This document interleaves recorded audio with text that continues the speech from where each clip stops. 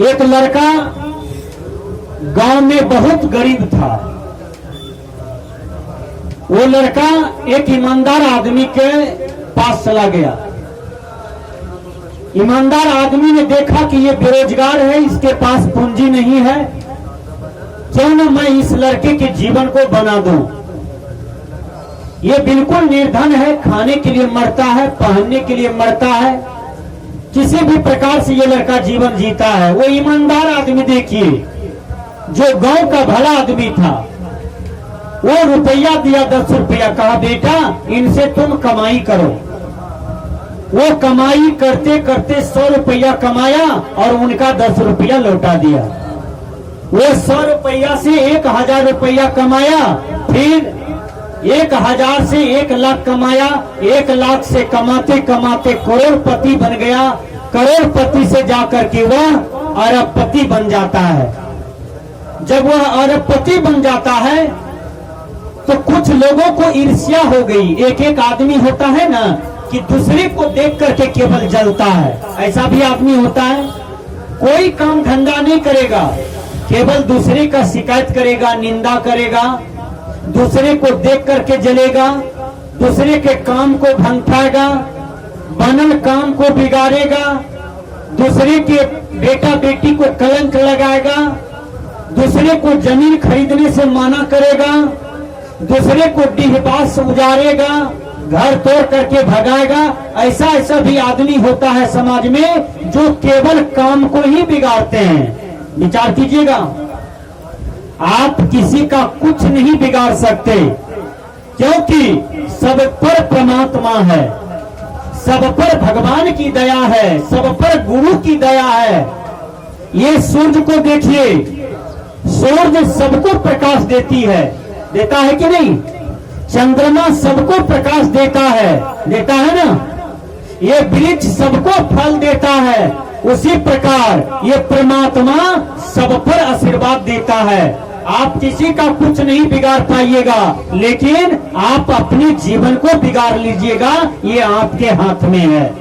भगवान कृष्ण ने गीता में कहा, हे अर्जुन, मनुष्य का कल्याण मनुष्य के हाथ में होता है, मनुष्य का उद्धार मनुष्य के हाथ में होता है, मनुष्य का पतन भी मनुष्य के हाथ में होता है। इसलिए हे अर्जुन, कोई किसी को पतन नहीं करता है, वो अपने कर्म से पतन की ओर चला जाता है। कोई किसी को नरक में नहीं भेजता है, वो अपने कर्म से नरक में चला जाता है। हे अर्जुन, अपने जीवन का सुधार करो, तब तुम्हारा उद्धार होगा। मैंने कहा, जो आदमी 10 रुपया मांग करके लिया था, वो आदमी अरबपति बन गया। कुछ आदमी सोचा, क्यों न इसको मार दूं, देखिए क्यों न इसको मरवा दूं। उसका गेंग तैयार हुआ कि इसको मार देना है। वो आदमी कभी सत्संग में नहीं जाता था।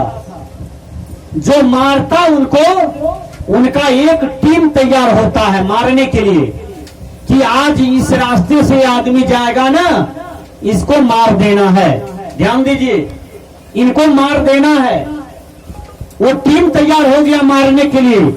उसी बीच में सत्संग हो रहा था। गुरु महाराज बाहर से आए थे, उनका प्रवचन चल रहा था। एक आदमी मिल गया, उसी आदमी को कहा कि भैया सेठ जी, आप कहाँ जा रहे हैं? कहा, हम तो जा रहे हैं एक दोस्त से मिलने के लिए। कहा, चलिए, आप तो जिंदगी में कभी सत्संग नहीं करवाए हैं, न करते हैं, बगल में सत्संग हो रहा है, चलिए सुनने के लिए। वो आदमी पकड़ करके लेते आया सत्संग में और पंडाल में बैठा दिया। वो पंडाल में बैठ गया, सत्संग सुनने लगा। जब सत्संग सुनने लगा तो सुनते सुनते उसको 2.5 घंटा लग गया। वो गेंद जो बैठा था मारने के लिए उसको, वो वक्ता करके बेचारा चला गया अपना अपना घर। कहा, वो आदमी कहाँ चला गया जिसको आज हम लोग मारते? वो तो सत्संग में बैठ गया। विचार कीजिए। इसलिए जो गुरु महाराज के पंडाल में बैठ जाते हैं, सत्संग में बैठ जाते हैं, उसका लंबा लंबा काल टल जाता है, लंबा लंबा ग्रह टल जाता है, लंबा लंबा दुख टल जाता है। इसलिए सत्संग से लव करना चाहिए, सत्संग से प्रेम करना चाहिए और सत्संग से लव करना चाहिए। विचार कीजिए, सत्संग से जो लव करते हैं यानी प्यार करते हैं, समझो वो परमात्मा से प्यार करते हैं। बाइबल में कहा गया, truth is God and God is truth. सच ही परमात्मा होता है और परमात्मा ही सच होता है। विचार कीजिए, जब वो सेठ सत्संग पंडाल से निकल करके उसी रास्ते से फिर दोस्त से मिलने गया तो एक आदमी उसी गैंग से जा रहा था जो उसको मारता। वो हंसने लगा, उसका हाथ पकड़ लिया सेठ को, हंसने लगा, कहता है आज देखिए टहल रहा है, आज तो ये मट्टी के अंदर में चला जाता, आज तो इसको हम लोग मार देते, ये अभी टहल रहा है। वही आदमी कहता है उनको, भैया जाको राखे साइया मार सके नहीं कोई, बाल न बाका करी सके हैं ज्यों जग बैरी होए। पूरे दुनिया आपका बैरी क्यों न हो जाए, आपका कोई कुछ एक बाल भी बांका नहीं हो सकता है जब तक आपके साथ पुण्य है, आपका पुरुषार्थ है, आपका सदकर्म है, कोई आपको एक बाल बांका नहीं कर सकता है। गुरुवर कबीर कहते हैं, जाको राखे साइया।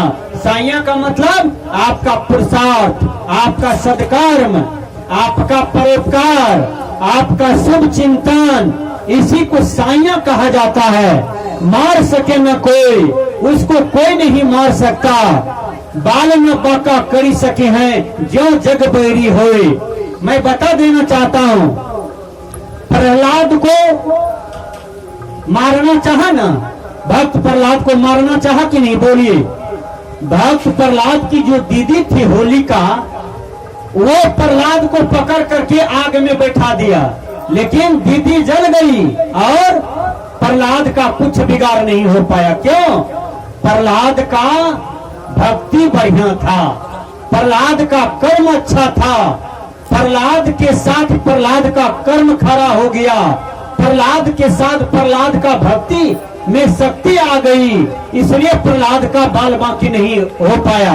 कहने का भाव है कि प्रहलाद को अपना बाप ही मारना चाहा लेकिन नहीं मार पाया।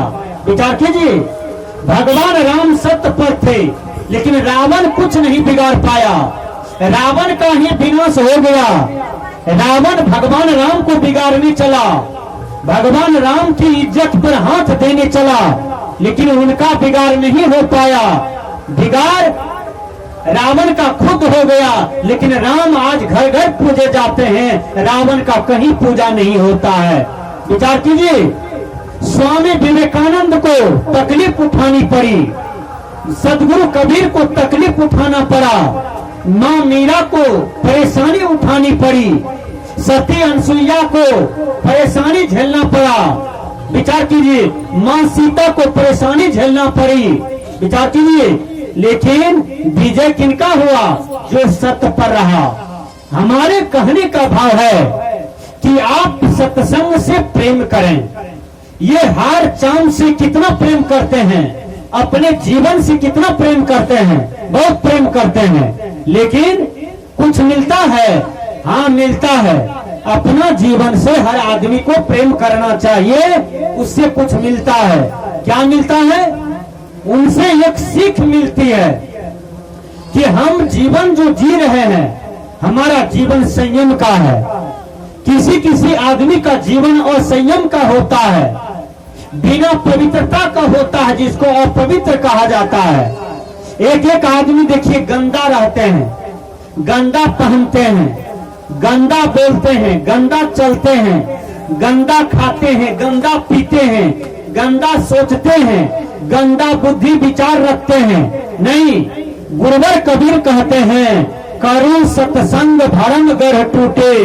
है, सत्संग करोगे तो तुम्हारा भरम गढ़ टूटेगा, दुख दरिद्र छूटेगा, संसार के सारे आक्रमण जो तुम पर बार बार होता है, ये प्राकृतिक विकार, सांसारिक कष्ट विकार, बार बार जो ये मानव जीवन पर आक्रमण होता है ये सब हटेगा। गुरुवर कबीर कहते हैं, जाको राखे साइया मार सके न कोई, बाल न बाका करी सके हैं जो जग बैरी होए। आपका बाल बाका नहीं होगा, लेकिन आप भक्ति पथ पर चले, आप सत्य पथ पर चले, आपका बाल बाका नहीं होगा। दुनिया जल के भस्म हो जाएगा, लेकिन आपको कुछ नहीं जल पाएगा। मैं बता देता हूं, समूचा लंका जल गया, विभीषण का घर नहीं जला। सही बात है? अरे बोलिए ना हाँ या नहीं। समूचा लंका जल गया, विभीषण जी का घर नहीं जला। फिर भी तो ज्ञान होना चाहिए, परख होना चाहिए। विभीषण जी महाराज राम के साथ था, विभीषण जी महाराज सत्य के साथ था, विभीषण जी महाराज भगवान राम का नाम लेते थे, गुरु का नाम लेते थे, हमेशा उपकार की भावना में जीते थे। विभीषण जी महाराज समूचा लंका जल गया, लेकिन विभीषण जी महाराज बच गए। क्यों? वो सत्य पर था। सज्जनों, सत्य में परेशानी होती है, लेकिन सत्य का ही विजय होता है।